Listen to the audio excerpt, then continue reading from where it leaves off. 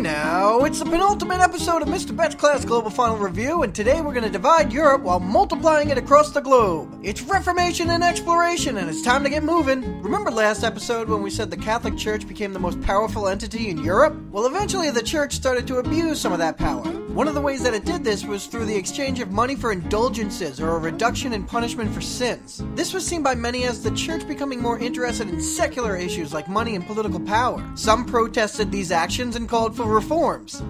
See what I did there? Yeah, the Protestant Reformation. And the most famous figure of the Protestant Reformation was Martin Luther. A German monk, Martin Luther had it with what he considered to be the abuses of the Catholic Church. In Germany, 1517, he nailed his 95 Theses or arguments to a church door for all to see. This angered the church enough as is, but soon the 95 Theses were used in conjunction with a device new to Europe, the printing press. Now, prior to the 15th century, all books in Europe were handwritten, so as you can imagine, there weren't many books and there were even fewer people who could read them. But with the introduction of the printing press by Johannes Gutenberg, more books were made, leading to more literacy. The most popular book, the Bible, which ironically was bad news for the church. Before, the only people that could read the Bible and thus offer salvation were clergy. Now, individuals began to read it for themselves and question how the church operated. And when Luther's 95 Theses were reprinted, his arguments and ideas spread as if they were at the top of everyone's Facebook newsfeed. Others began to challenge the church as well. The Swiss reformer John Calvin also rejected the church's ways and believed in predestination, or the idea that God already knew who would and wouldn't be saved. Another leader broke away from the church for political rather than religious reasons, Henry VIII.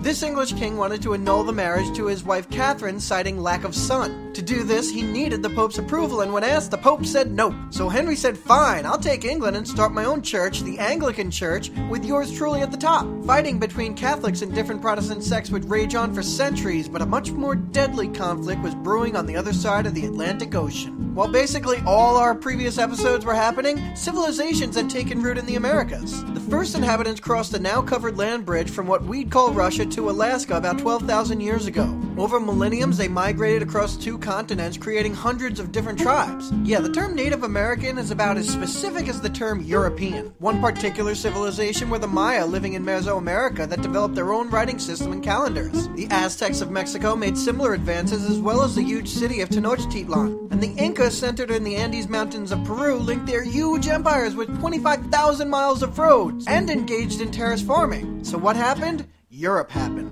Due to the Silk Road and the Crusades, Europeans got a taste of Asian goods and they wanted more. Advances like the compass, astrolabe, cartography, and new ship designs allowed them to take to the seas looking for new trade routes. The Portuguese headed south around Africa, with Bartholomew Diaz being the first around the Cape of Good Hope, while the Spanish, taking a chance on some captain named Columbus, looked westward. Lucky Columbus, instead of dying in the middle of the ocean, came across what would eventually be identified as 2 new continents. Luck for Columbus, but not for the natives. Soon, mercenaries called conquistadors like Hernan Cortez and Francisco Pizarro came over in search of gold and glory, and missionaries spread the word of God, often by force. An encomienda system allowed Spanish farmers to use natives for forced labor. Indigenous cultures were 90% wiped out by guns and steel, but mostly by disease. This transfer of disease and technology, as well as foods and animals between Europe and the Americas, is known as the Columbian Exchange. Soon, Spain, as well as the Portuguese, English, Dutch, and French had colonies in the Americas, and were engaging in Mercantilism, where the economic idea that the colonies existed only for the mother country. That's why raw materials mined or grown in the Americas were sent back to Europe to be made into goods sold to the colonies or to new markets in Africa. Lastly, many African buyers paid for these goods in slaves that were sent on a voyage across the Atlantic Ocean called the Middle Passage